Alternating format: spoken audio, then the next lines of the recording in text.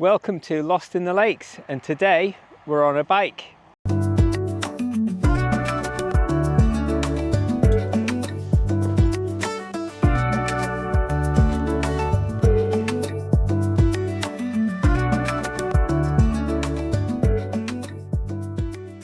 So today we're out wild camping.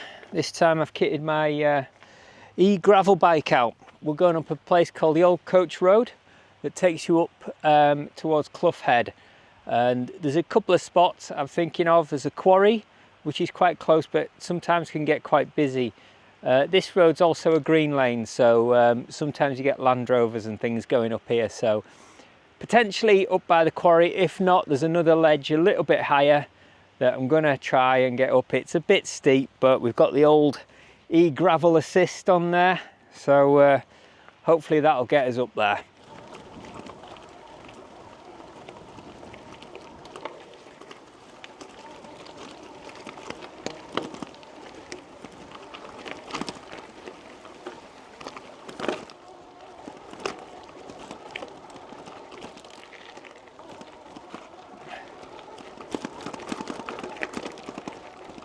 Okay,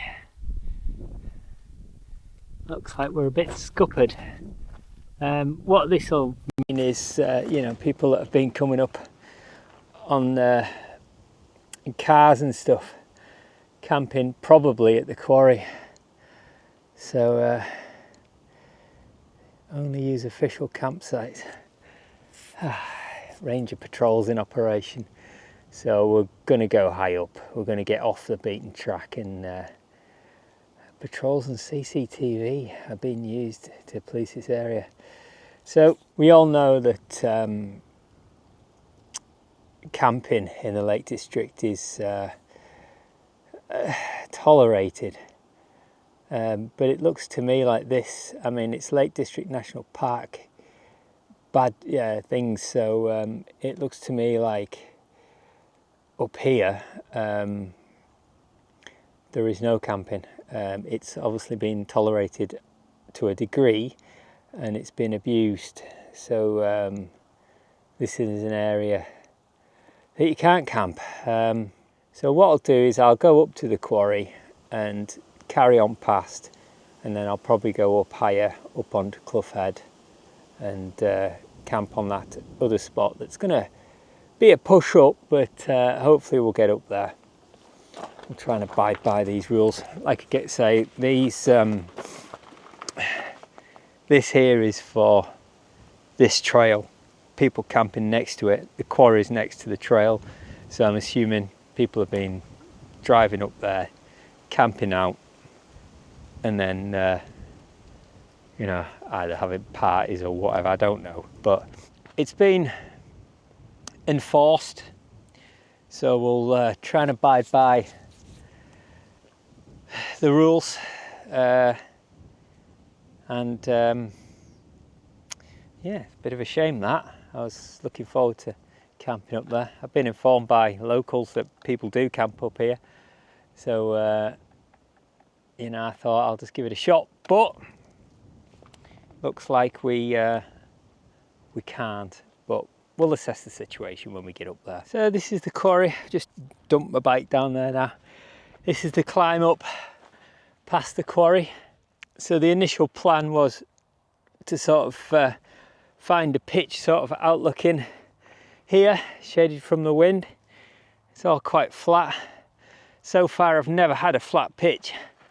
So I was hoping, you know, I kind of knew this area, and here's sort of perfect, but as the sign says, no camping, so we're gonna carry on up and then go kind of off in that direction. So we'll go up as high as we can on this bit and then traverse back across there.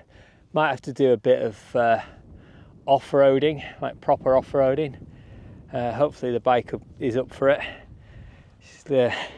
You can never set them down right when you've got full bags like that, but right, onwards and upwards. I think I'm gonna go up this trail, see how high I can get, and then find a path off to the right there. Right, so I've just climbed up there now, steeper than it looks. So I've come to this little sort of bowl section. You can just see up there So I was looking on the map, and this route just going straight up the side of Clough Head is part of the Bob Graham route, and it's basically straight up, big steep thing. But there's a trail just up the side here that goes to the bowl. Now, looking at the land and looking at the map, it looks really boggy, but I've got an extra ground, I've got my footprint, so hopefully I'm gonna push up here. The bike won't get up there, so it's going to be a bit of a slog, hence why I haven't been filming. I just didn't want to get it to be too late and start panicking about where I'm going to put a pitch. If all else fails, if it gets dark, I can come back down here and just set up next to the trail and then just get up early and get away. But I'm going to go for that and see if I can get up there. It's going to be a bit of a push, so I won't be filming it just because it's going to be a slog. Sort of things you don't anticipate. It's going to be a good half hour to get up there, so I don't want to be running too late and panicking about getting the tent up. Right, okay, I'll see you at the top hopefully. Right, so what a push that was. So I've come up off there. I wanted to sort of get out of the way because this is not the sort of place for this bike, and it sort of almost looks like I'm lost, but you know, I don't know where I'm going. So I'm quite near the top now, only about 30 more meters to go, and a lot higher than anticipated, and yeah, a bit further than I was planning on going, but I've got enough anyway. Stomach's rumbling a little bit, so I'm getting hungry, so can't wait to get my tea on.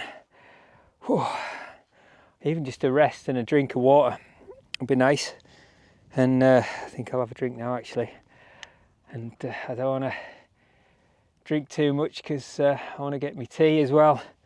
And then I'll come down and collect some more water. I've got my filtration thing, so I just want enough for tea, and then I'll get some more water. There's a couple of streams down there that I can get some off, and yeah, so that's the trail down, just down there. It'll be easy going down. Well, I'll just take it easy on this bike. Mountain bike a lot easier, but you know, you just got to watch it on these ones. The tyres are not so grippy. Right, I'll get up to the top and find a pitch. Right, so we're at the top. I mean, it's a little bit windy. So I'm not sure about the tent that I've got with the wind. I mean, this is a perfect little pitch here. If I had the Solo or the Southern Cross, just bang it straight in, it'd be perfect. Get nice views out. The door on this one's facing that way, so it could work. We've got a tarn down there, so I can filter some water. Obviously, down there is be quite boggy, and there's past zigzagging. But just noticed like a cairn over there, and it's standing up like a bit like a gravestone. You know, it's like quite a pronounced one. Someone's definitely put it up there. So what I'm going to do, I'm going to leave the bike here because it's a bit of a push. I don't want to get down there, and it's just going to be better up here. I'd rather walk down there, then come back up, grab the bike. And I could probably ride most of this down here. So, I mean, carefully, I think if I went round, should be all right. So what I'm going to do, I'm going to drop back down over to there, have a look at that point. If it's no good, we'll come back up here and pitch up here. But I mean, there's plenty of places around here, and we're totally off the track. You can't be seen. So hopefully we won't annoy anyone. Right, I'm going to go down here now, and we'll see what it's like on the other side there. So just coming up to this first cairn off the top. Bike's just up there. There's that other one there. It's properly built up. So I'll go over to that in a second. I'll just pop over here and see what it's like. I mean, it's just as windy as up on that section, but there's a nice little viewpoint down here. Might be just out of the wind as well.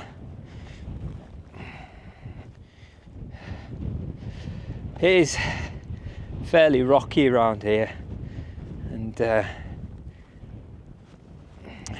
I say off camber. But we'll just have a look, see what we've got. So this point here, the quarry is all the way down there, so I don't think we'll be disturbing anyone up here. I'm going to take a walk along there. Again, there's still wind here and it's nothing flat, it's quite rocky, so the only advantage you get over here is you will get some nice views. It's a bit hazy at the moment, you'll get a sunset. So let's get over to this cairn over here and see what it's all about. This is a good 6 foot high, and that's Clough Head up there, and this is just kind of a point that's not to do with anything really. I mean, the OS map doesn't even say, you know, what this is called or anything. Whether this has just been built up dry stone. Yeah, it looks like it has.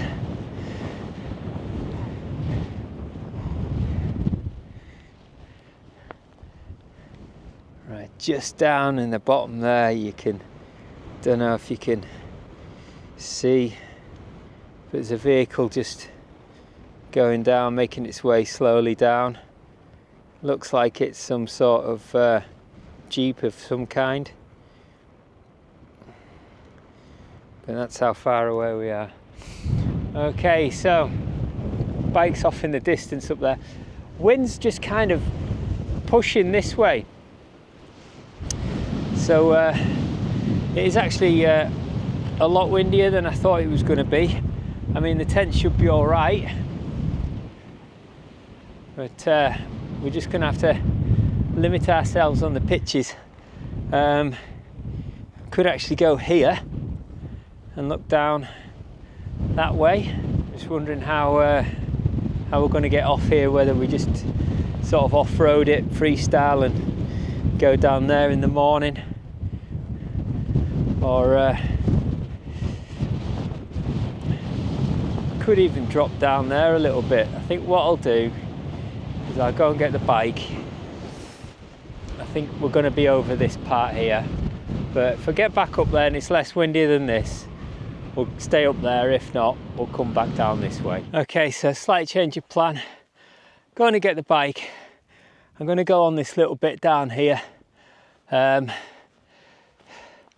think it's going to be a bit nicer just out of the wind than being over there, and you'll get nice sunset as well. I'm just feeling a little bit tired, so I just want to get up, get the pitch. Don't want to be messing around too much. I've already looked at that point, and there's a path that comes off the side there, so rather than freestyling it in the morning, we'll have a path that we can go down and meet up with the road, and we'll get a nice sunset. But the main thing is with this tent, well, the tent that's on the bike, I'm not overly confident within high winds because it's such a lightweight tent, and it flexes too much. Kind of wish I brought the Southern Cross one now, because I would have just pitched up there. Sulo's just a bit too heavy for that kind of thing, but it's nice to have the options, and I'm really fortunate that I've been able to get these tents as well. Oh, yeah, I mean, over there with the wind, it's coming basically from behind this mountain, so when you're over there, you're getting it with all the elements. So I think the further round we go over there, it's going to be better. Right, I'm up at the bike and jump on it and get down to that point. Right, this is it. The wind's going this way, so I'm going to kind of pitch it like that, but I want to try and get that as a view. Thankfully the door does face that way, so I'll get a nice sunset tonight. Right, I'll go and grab the tent and set it up.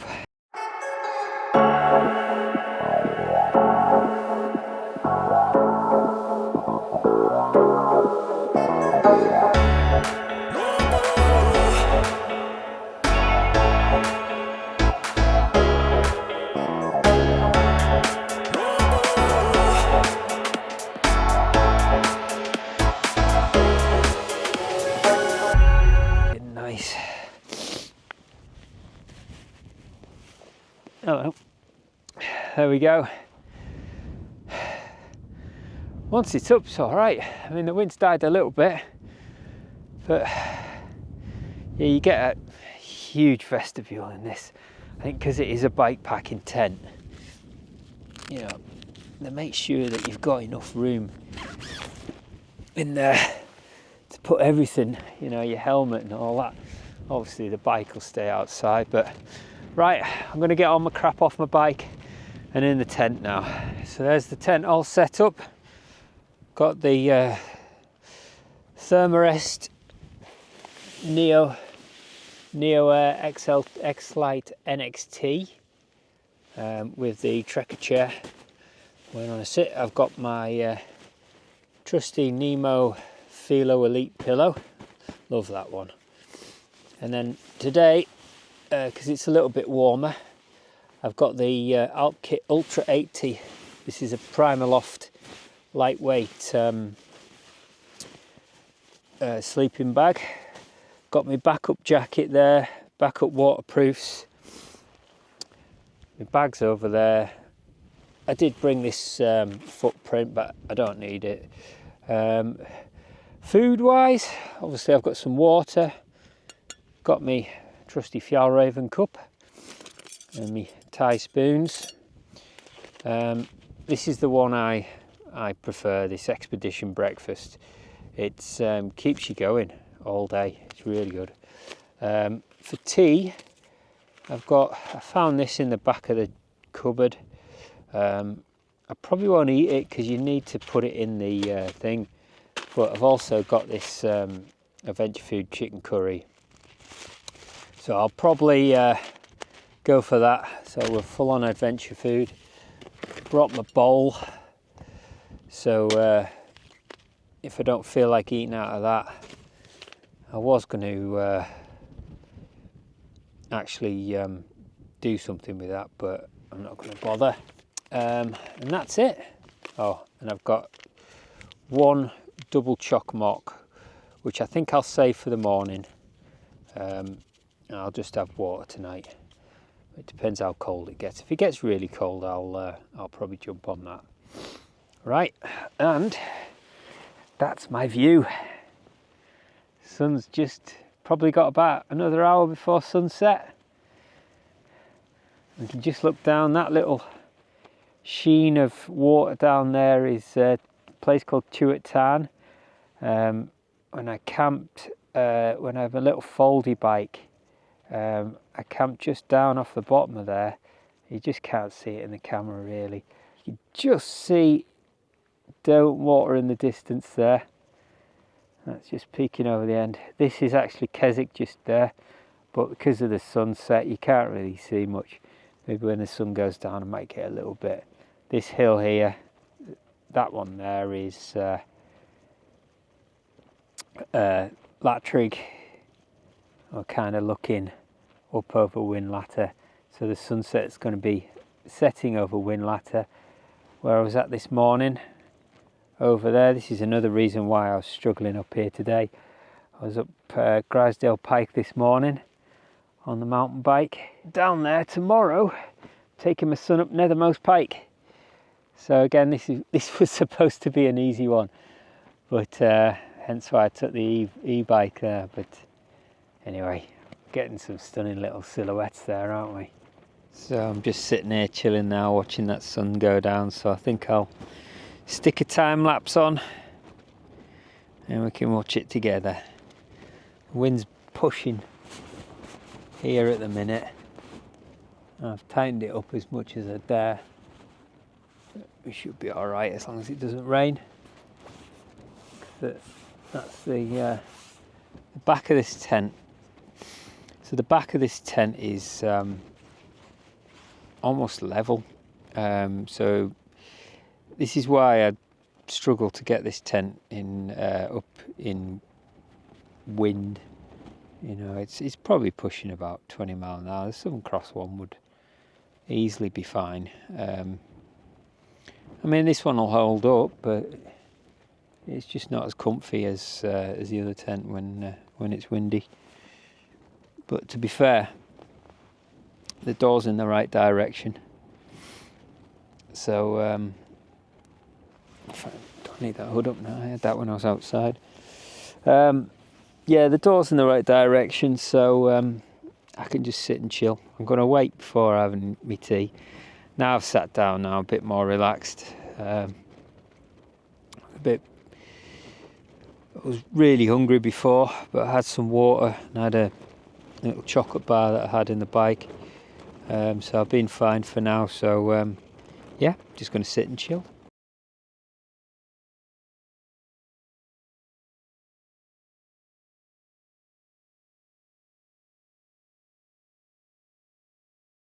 Well, it's got really windy outside, and the tent's just like nearly tipped over. I've had to go back out and redo the pegs. So hopefully this calms down a bit, but I'm not in the right tent at all. It's probably gusting at about 30 mile an hour, 40 mile an hour. We'll see how it goes, eh? Well, that was interesting. So it's 6 o'clock in the morning. I've survived the night. I'm going to go out and have a look at see what the tent looks like. Still fairly windy, as you can see. This is not the tent for this weather, but we'll go out and have a look.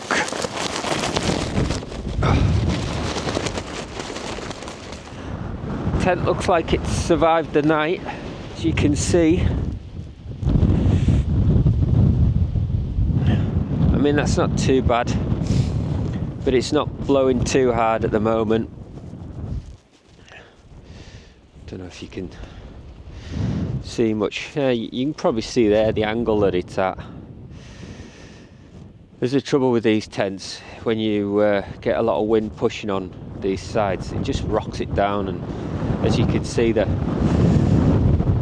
the middle of the tent there. This whole thing's kind of just shifted over to the side. So not brilliant, especially when the wind's kind of coming at this sort of angle, but you can see it's struggling. I mean, the pegs have held. Last night this gave way. Well, I say gave way, it came out, zipped back like that, but there you go, look at that, there we go, collapse. Right, so I think that's mainly because this is twisted round. So not the best, but I think I best get something done about this quickly. Yeah, look at that. And this is what I'm meaning about this tent. It's not brilliant for wind. Right, I'm gonna have to stop filming and get packed up and get at least down there a bit.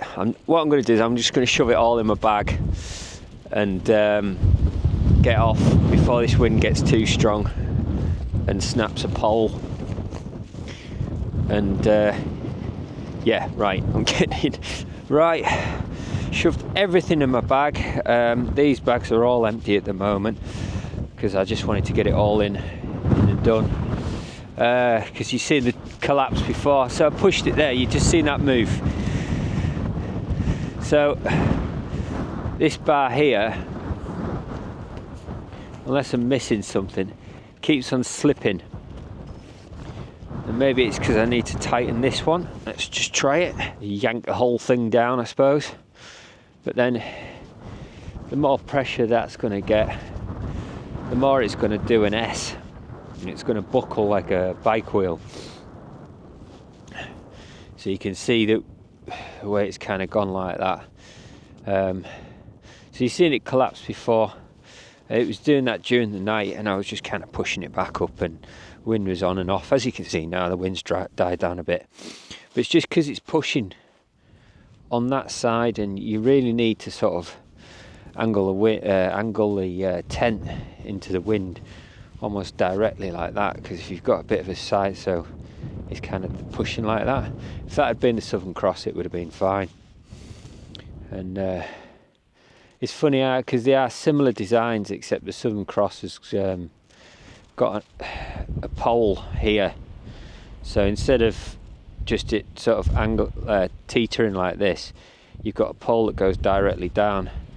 Now I have done the mod before where you pull this up, you put a post under a pole under it, and it holds it up, and it does stop it doing that.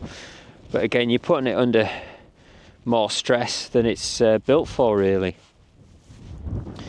So it does have its limits, and there you can see what's happening.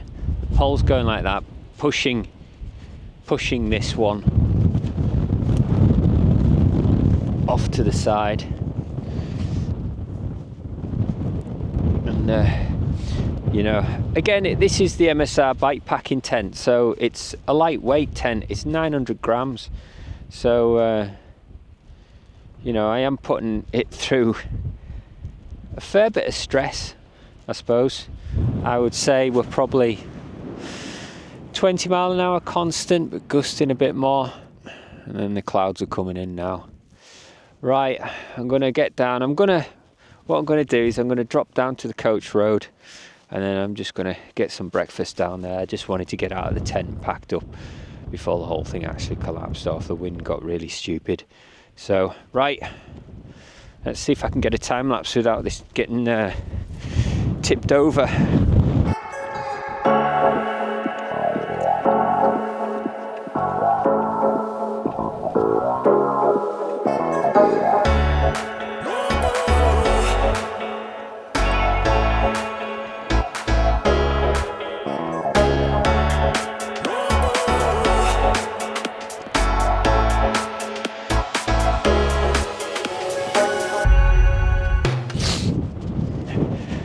Right, there we go. Again, even when your tent's collapsing, leave no trace. Oh. Right, I'm going to get down off this windy fell. I say the wind's dropped for the minute, but it looks like some worse weather's going to come in. We've got some storms tonight, so I'm going to drop down all the way to the coach road, maybe to the quarry, something like that, or maybe a bit further down. I'm in two minds whether to take this path here.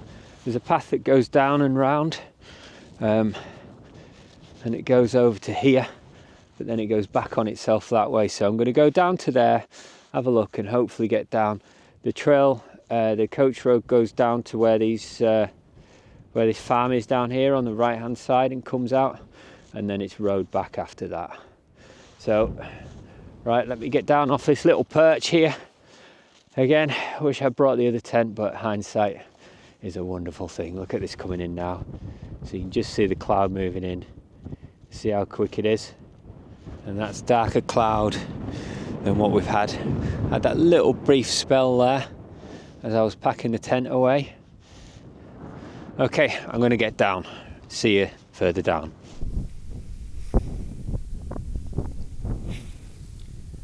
Right, I think I filmed some of that in the bag. We're down. Well, we're down as far as this road here, and then we're going to drop down into Threlkeld, and go back on the railway line, which is just over there, under the A66. I believe there's some work going on with that bridge at the moment, and so we're going to go kind of scoot underneath it. There is some roads round, but that's the flattest way and shortest way back. There's the bike. If anyone wants to know that that bike's the Kinesis E range, basically stock. I've got some different tyres on it and some mud guards, and obviously these packs here, the Alp Kit bike packing set. I was thinking of getting one made for the frame for longer jaunts. I could probably get a lot more in and less on the backpack. I don't mind wearing a backpack when biking. So used to it with mountain biking, so even on long distances I'm all right with that. I'll probably put I'll probably not use this bike packing bag that comes with the tent. It's just a bit cumbersome, whereas the Alp Kit one that I've got, which I was going to use, it kind of fits a bit better with the bike, so I kind of struggle. I was going to come down here and get some breakfast, but I've decided I'm just going to scoot home.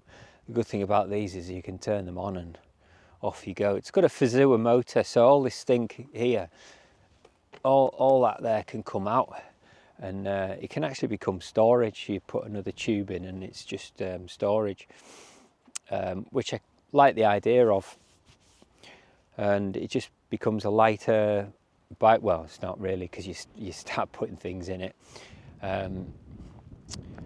So anyway, up there, so I was pretty much not quite on the top of there, but just a bit further down from the top of Clough Head. Now I did that because of the signs. The original idea was to just come down here and have a nice little jaunt out and get back, and then it turned into a bit more of an epic adventure. Anyway, you seen, when I got down, there was someone camped up there. They'd rolled up in an off-road vehicle and sat down. I mean, everyone's adventure's different, but it shows the difference. I sort of read the signs and said, right, okay, no overnight camping. I'm going to be a bit more discreet. It says like CCTV, the place is paroled. It's still, believe it or not, it's still summer holidays. So I thought, right, okay, I'll get up, one little bike, me and my tent, I'll just get up out of the way. So I did, sticking to the backpacking guidelines of the Lake District, and even something strictly signed on that track. I thought, right, sod it, I'll get up there and get out of the way and endure the weather. I knew the tent was going to struggle, and it did, but I did that, so it does show you the different sort of types of people that we have, although we're all enjoying it. I know they're not hurting anyone, but it's one of them things where, the sign's up for a reason. The Lake District have obviously had, I don't know whether they've had parties of people going up there or what. I know, again, they're individual, but one person sees it and just goes it back on, they'll be like, oh, someone will drive past and see them camp there and sort of go, oh, right, well, they're obviously not patrolling, they're obviously not policing, certainly not tonight. And again, it was a Saturday night, it's a Sunday morning now, and so other people see it and they'll just go, all right, them signs are nothing, and just go ahead and do it. Whereas if we try and sort of abide by the rules a bit more, I mean, obviously I am breaking the rules, don't get me wrong, I know that, but I'm sticking to the guidelines. and you know, at least get off where people can't see you. I know it's a quarry and obviously been dug over years, but it's still the Lake District, you know. So like I say, I know they're not hurting anyone.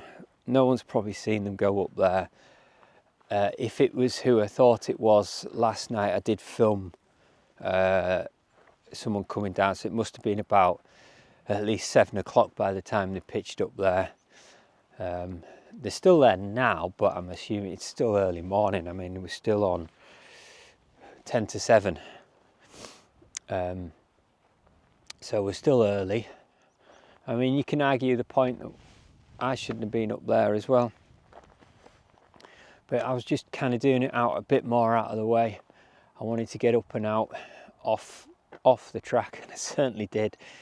You know, I was up to 510 meters. Again, I kind of knew it was going to be a little bit windy, so I didn't want to go up there. So I knew the tent was going to be out of its comfort zone, but it's a good test for me as well to see how I cope with collapsing tents. And all it means is you get a sleepless night. Hence why I'm not bothering with breakfast. I'm just going to turn the power on that thing and scoot home. Right, okay, that's been another epic adventure. Like I say, they're not always wonderful, and you know, you sleep through all the nights and dream wonderful dreams and everything. And again, the weather's not brilliant. Okay, right. This has been Lost in the Lakes, and we'll see you in the next one.